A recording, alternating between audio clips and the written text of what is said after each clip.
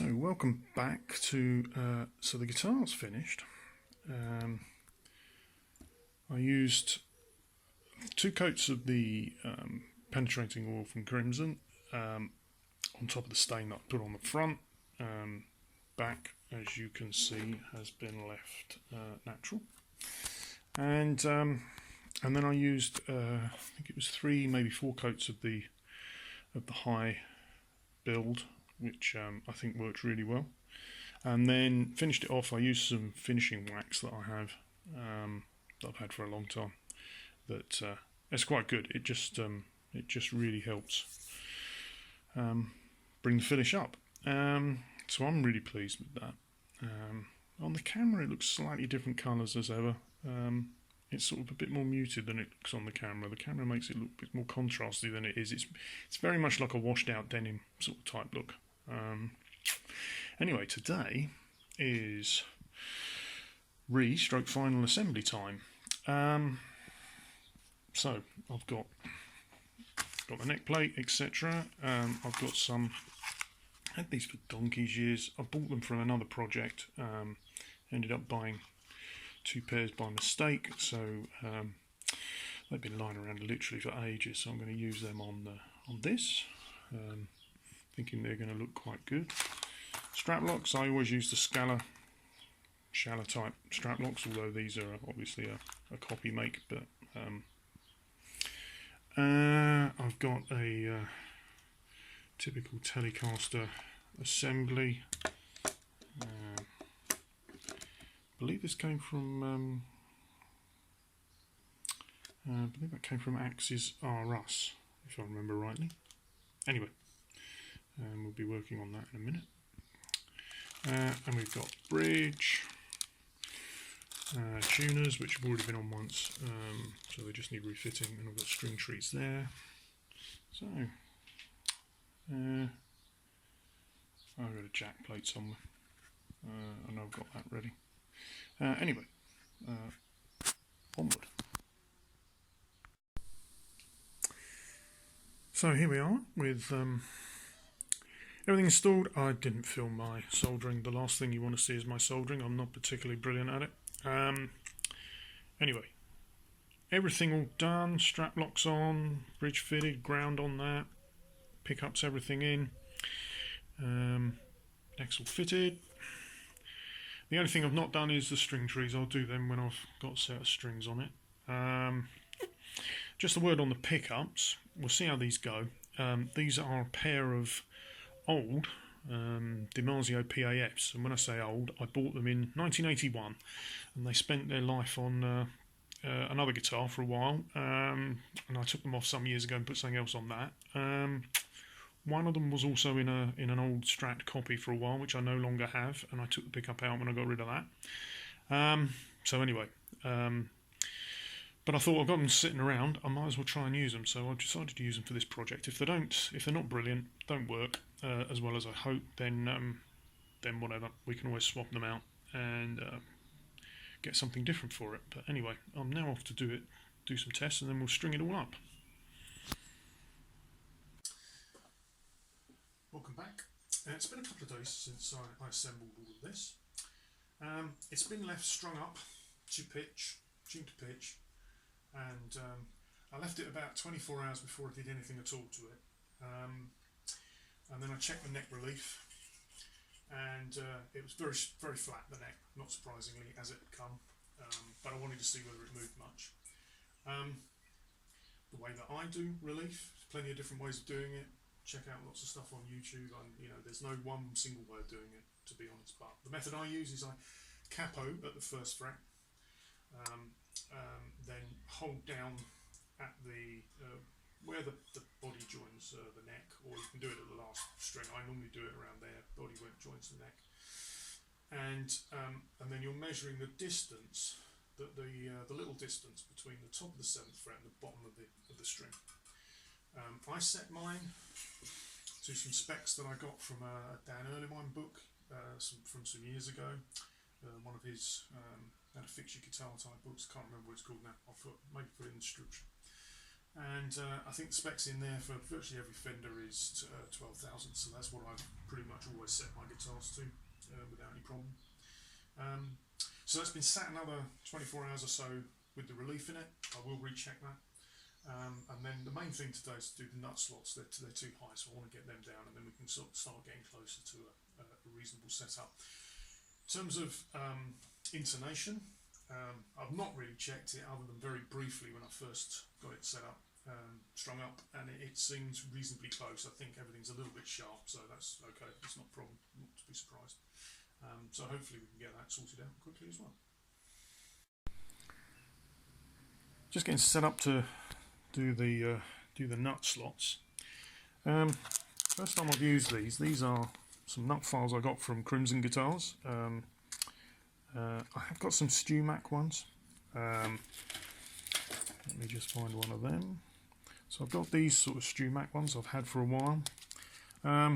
Problem is I'm often compromising on the gaps I needed. Crimson had a deal on recently. They normally sell quite a larger set, which is quite expensive. I mean, these weren't particularly cheap either, but these are ideal because these I use Ernie Ball Super Slinkies or similar gauge.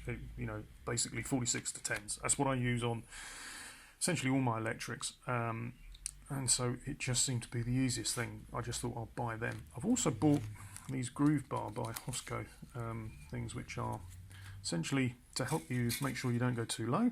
I bought them recently as well, so I thought they were a good investment. So I'm going to try these out for the first time.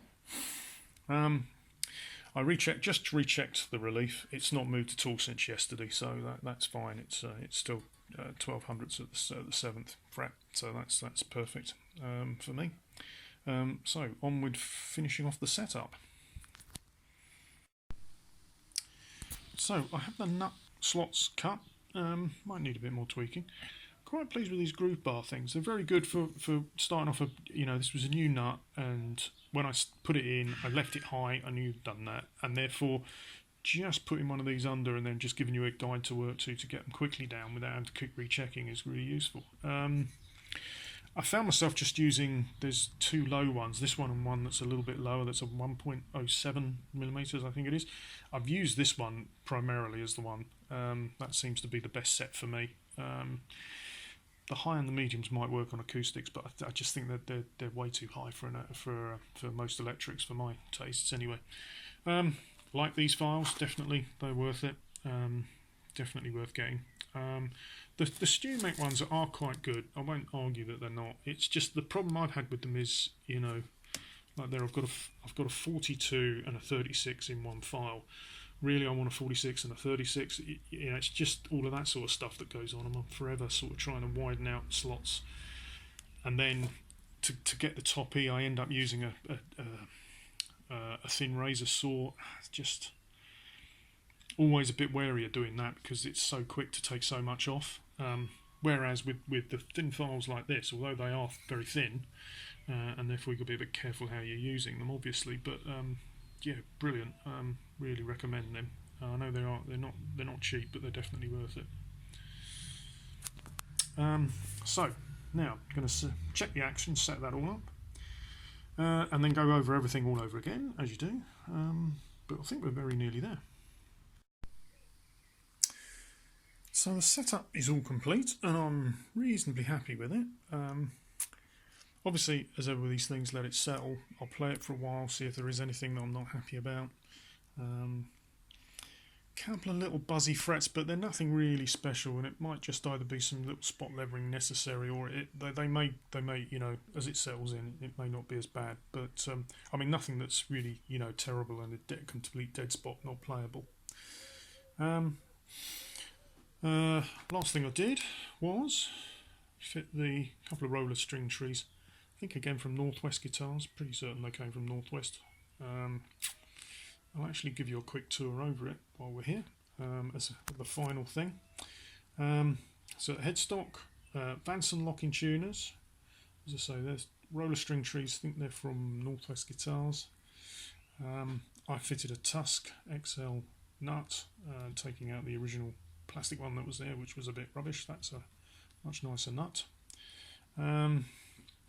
So the neck came from Gear for Music. It was paddle, if you remember. Go back to episode 1. You'll see that me shaping that down, and I went for a fairly traditional Telecaster style neck look, headstock look. However, some people already on a Facebook forum where I've shared pictures of this have commented it is actually a Strat shaped neck at the bottom, i.e. it's got more of a curve in it, and you can see just a couple of little gaps around the side of it because it's a Tele style body.